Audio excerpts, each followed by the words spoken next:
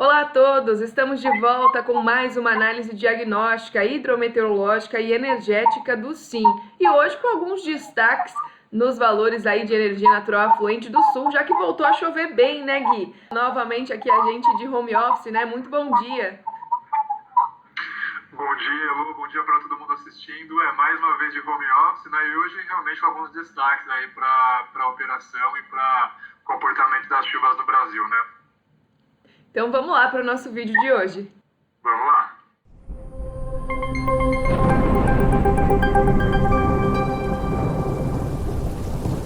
Começando então com os nossos destaques relacionados aos sistemas meteorológicos que atuaram durante essa última semana operativa, tivemos, depois de 3 frentes frias consecutivas que chegaram ao sul do Brasil, uma das mais intensas, que conseguiu organizar chuva volumosa, bastante significativa para as áreas do subsistema sul. Ela contou com o apoio aí dos ventos em níveis médios e altos da atmosfera, formação de um padrão de cavado. O cavado ficou bastante bem configurado ali ao norte da Argentina e favoreceu também para que a gente tivesse essas chuvas mais expressivas em todo o sul do Brasil. Além disso, o jato de baixos níveis, a umidade e o calor vindos da região amazônica também contribuíram para chuvas no sul no decorrer dos últimos dias. Então, no dia 23, essa frente fria já estava alinhada no Brasil Central. Foi entre os dias 21 e 22 que ela provocou chuva mais significativa no extremo sul do Brasil e depois ela só continuou subindo aqui em direção à costa nordeste, onde, assumiu características aí de uma frente subtropical e estacionou na costa nordestina. A gente vê que no decorrer dos últimos dias o sistema ainda tem provocado bastante nebulosidade, algumas pancadas de chuva isoladas, e é por isso que se a gente passa para o próximo slide e consegue associar com as chuvas que foram observadas nos últimos dias, a gente vê que caiu um volume aqui acima do que estava sendo previsto para as áreas do interior da região nordeste, algumas áreas também aqui do sul da região norte. Claro que não é aquela chuva tão expressiva, significativa que a gente viu ao longo do alto verão, mas foram algumas pancadas de chuva isoladas que pegaram parte da bacia do Tocantins e também algumas áreas do médio e médio-baixo São Francisco. Mas a chuva, de qualquer forma, mais volumosa, que causou até transtornos aí, aconteceu no Recôncavo Baiano, na região metropolitana de Salvador, onde o volume já superou até a média normal climatológica para o mês de maio. Em todo o centro-sul do Brasil, chama muito a atenção o que estava sendo previsto lá no último dia 21, na última quinta-feira, e o que realmente aconteceu, A gente tinha os modelos, logicamente, no final da semana passada, indicando que uma chuva bem intensa ia retornar ao sul do Brasil, mas nenhum dos modelos foi capaz, com boa performance, de identificar que a chuva se espalharia com bons volumes acumulados de forma abrangente. Então é por isso que os desvios foram bastante acima da expectativa aqui na maior parte da região sul do Brasil. Inclusive, essa é a visão da nova PREVC, a nova previsão conjunta do ONS. Já no modelo estatístico da Ampera, a melhor combinação dos modelos meteorológicos, a gente conseguiu ver que os desvios também ficaram acima da expectativa, mas a combinação desses modelos conseguiu pegar um pouquinho melhor o volume de chuva que iria cair sobre a região sul do país ao longo do final de semana. Então tivemos as instabilidades se espalhando por todo o centro-sul, altos acumulados de chuva e a combinação estatística dos modelos, pegando, baseado numa análise de regressão, quais modelos estavam melhores para essa região sul do Brasil, a gente teve um resultado um pouco mais positivo. Se a gente passar ainda para o próximo slide, avaliando todos os modelos que estavam disponíveis, australiano, americano, brasileiro, europeu e canadense, todos eles tiveram, esse desvio acima da expectativa para algumas áreas da região sul do Brasil, principalmente, em partes aqui da bacia do Iguaçu, justamente na região de Itaipu. Foi nessas áreas que a chuva caiu com maior intensidade e volume do que estava sendo previsto por todos os modelos praticamente.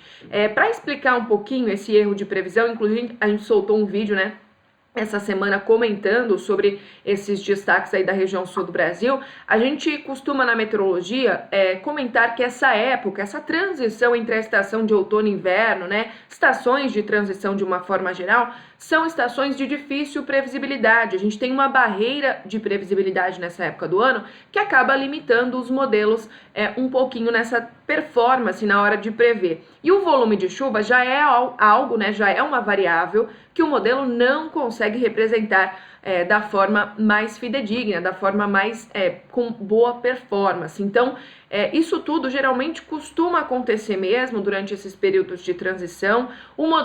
Os modelos, né, em geral, indicavam o retorno da chuva, só não indicavam esse volume tão elevado e também tão generalizado por toda a região. Claro que a gente fica de olho agora nos próximos eventos de chuva, inclusive no último vídeo a gente comentou que inclusive essa queda das instabilidades no final do mês de maio melhorou um pouquinho a previsão do junho, então seguimos aí acompanhando os destaques. E se você quiser conhecer mais um pouquinho dos produtos e serviços relacionados ao setor de meteorologia da Ampere Consultoria, não hesite em entrar em contato com a gente, tá bom? No próximo slide, o Gui já começa a contar pra gente os efeitos, né, desses desvios acima aí de chuva para os subsistemas em todo o Brasil, os impactos, né, na energia natural afluente. Isso aí, Lu. O que a gente consegue observar, né? Para o Sudeste, a gente teve essa chuva mais expressiva aí para a Bacia do Baixo, Paraná, pegando principalmente Itaipu, um pouco ali também no Paranapanema. Assim, de modo geral, né, no centro-sul, a gente teve essa chuva acima do previsto, até em Minas Gerais, enfim, praticamente todo o Brasil, né, com um pouco de chuva a mais do que o previsto pelos modelos. No Sudeste, reflexo, a ENA dessa semana um pouco acima, né, do que estava sendo previsto, pelos modelos oficiais do INS na última revisão. Então, estava sendo prevista, né, uma taxa de decaimento para essa semana. O que a gente observou, na verdade, uma ENA praticamente constante, né, a ENA aí se mantendo no mesmo patamar da última semana. E agora, né, o destaque dessa semana, que é a região sul. Como a gente viu no mapa, né, o desvio de precipitação observado em relação ao previsto foi muito, muito expressivo. E a gente conhece, né, o subsistema sul, principalmente quem está no setor há alguns anos já sabe, né, desses eventos, conhece principalmente nesse período, maio, junho, quando as previsões realmente podem apresentar desvios expressivos. E foi o que a gente observou agora nesse último final de semana. Volumes de chuva muito acima do esperado. Logo, né, a ENA, desse subsistema que também responde muito rápido aos eventos de chuva, deu uma bela elevada, né? Em relação ao que estava sendo previsto, que era previsto uma pequena elevação, os valores ficaram muito acima. No entanto, né, o que a gente já observa é que essa ENA do Sul já está caindo, porque do mesmo modo que ela sobe muito rápido, ela cai bem depressa também. Então, com a ausência, né, de mais eventos de chuva, a tendência é sim, né, dessa ENA realmente cair de novo para patamares baixos ao longo dos próximos dias. Isso na ausência de chuva. Mas para essa semana a previsão vai ficar assim, o observado vai ficar assim acima da previsão, bem acima. O Nordeste, a vazão observada, né, bem alinhada com o projetado, apesar de a gente ter tido nessa chuva, um pouco de chuva no Nordeste, ainda não foi suficiente para ter um impacto muito grande na ENA. Ela está ligeiramente acima do projetado, mas bem pouco. E finalmente, né, quando nós olhamos para o subsistema norte, também um comportamento de ENA acima do projetado para essa semana. Nós tivemos algumas chuvas, né, ali no Tocantins, como a Elo comentou, e realmente, para essa semana a ENA do norte, nas vazões acima do projetado pelo ONS. Então, para essa semana operativa, todos os subsistemas com vazões, né, com energia natural afluente acima do projetado pelo ONS na confecção, né, da revisão 4 do PMO de maio. E olhando agora para os intercâmbios, um padrão que a gente já vem, né, já está acostumado durante os últimos meses, do norte, né, majoritariamente exportador para o sistema, mandando bastante energia tanto para o nordeste quanto para o sudeste, mas vale a observação, né, que o sudeste basicamente mandando essa energia aí toda para o sul e ainda mandando um pouco da sua própria energia. Porque mesmo apesar, né, da chuva que teve no sul, a situação do subsistema continua crítica, os reservatórios continuam bem baixos, né? E como nós vimos, essa ENA, que subiu bastante, ela tende a cair agora. Então não é uma condição perene, né, de vazões afluentes elevadas no sul. A gente precisa de mais chuvas, de mais episódios com volumes expressivos de chuva caindo na região. Então, mantemos o padrão do norte exportador para o sistema, né? E o sudeste mandando ali, auxiliando o sul. Agora ele vai comentar um pouco para a gente de como foi o comportamento da temperatura ao longo dessa semana, né? Tivemos aí atrás da frente fria a entrada de uma nova massa de ar polar, né, que derrubou as temperaturas. Vídeo frio que está fazendo essa semana aí com mínimas recordes em grande parte do centro-sul do Brasil.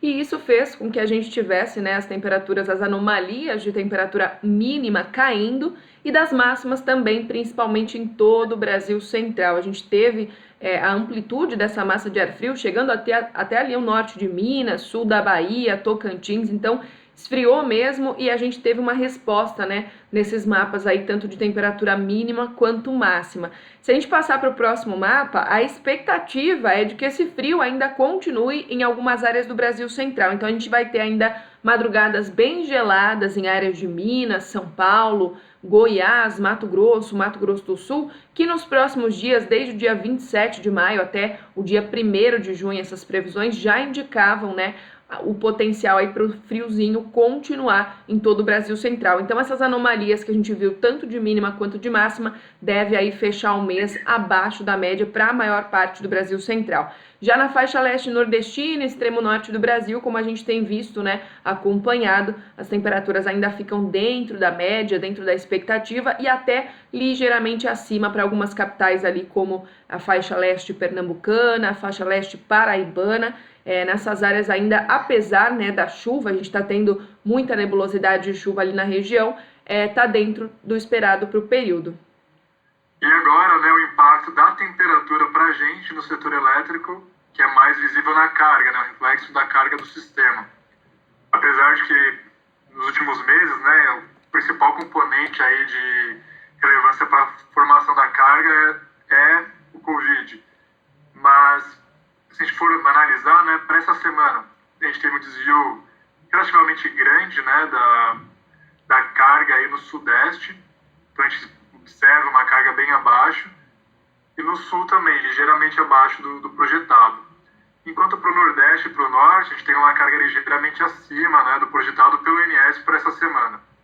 Vale observar que para o mês de maio, né, nessa última revisão 4, o INS manteve a carga basicamente constante, né, durante o mês inteiro. Então, ao a gente observar as temperaturas muito mais frias, né, essa semana, dá até para entender um pouco porque a carga dessa semana foi um pouco mais baixa do que o projetado, né, uma vez que os efeitos do Covid se mantiveram e a gente teve uma temperatura mais baixa. Então, até é um pouco natural que a carga fique um pouco mais baixa do que a carga das últimas semanas no sudeste. No sul, algo parecido. No nordeste e no norte, né, a gente tem até temperaturas não tão baixas e teve um reflexo, né, uma carga um pouco mais alta aí do que o observado nas últimas semanas. Vale salientar que a carga, né, para a revisão do PMO já foi divulgada pelo ONS e com esse espelho, né, para o mês de junho e julho, uma revisão de carga, né, um pouco mais baixa do que o que tinha sido considerado tanto no PMO de maio quanto na primeira revisão quadrimestral de carga. E essa revisão já vai ter seus impactos aí para a próxima formação de preço, né, da próxima semana, da semana do PMO. E agora outra variável muito importante para a formação do preço são os armazenamentos do sistema.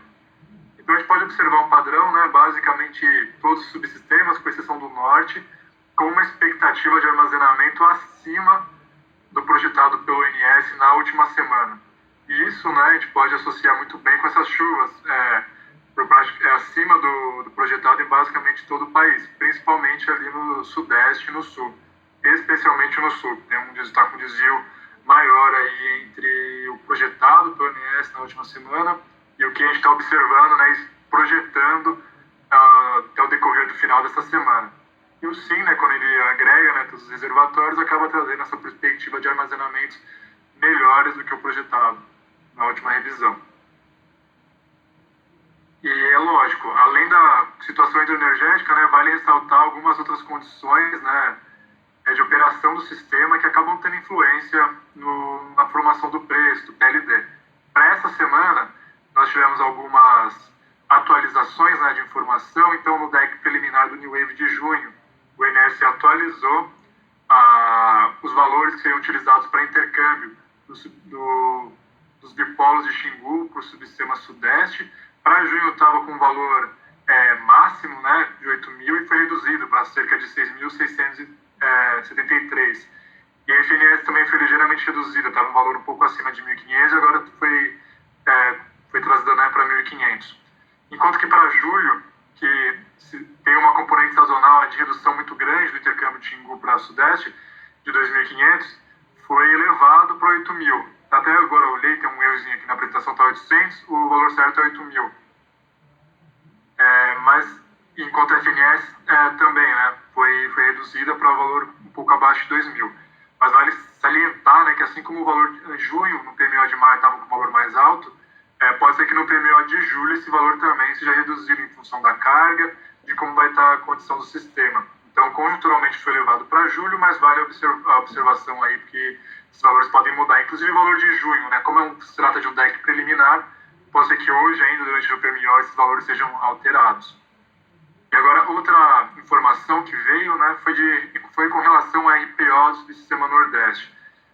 Havia uma expectativa, né, se seria utilizada a RPO, se ela seria alocada ao longo da Bacia de São Francisco, né, e a informação que saiu ontem é que não, a RPO não seria alocada na Bacia de São Francisco em junho e julho, então significa que nós temos, né, possibilidade de usar a Xingó aí com vazões máximas ao longo do mês de junho, trazendo mais energia aí principalmente para o Sudeste e para o Sul. Então vamos fazer uma síntese, né, desse diagnóstico da semana. Energia natural fluente, a ENA, mais alta, né, maior em todos os subsistemas, então tendência de baixa de preço, assim como a carga mais baixa, até que já foi divulgada pelo ONS, e os armazenamentos, no geral, um pouco mais elevados. Então todas essas componentes trazendo o preço mais, reduzindo um pouco o preço. Para outros, né, nós temos aí uma condição de São Francisco que pode trazer mais energia. Para os modelos isso já era considerado, né? Já não era considerado RPO no modelo, foi só uma confirmação. Então isso não chega a ter um impacto em relação ao preço atual. Agora, por outro lado, né, os intercâmbios, esses sim, eles têm um impacto mais direto, significativo, com uma tendência de alta no preço por causa dele. Fazendo todas essas componentes, né, daria para dizer, talvez, que o preço da revisão 0 poderia ser menor que daí o da revisão 4, né, com todo o armazenamento, carga e ENA mais baixa.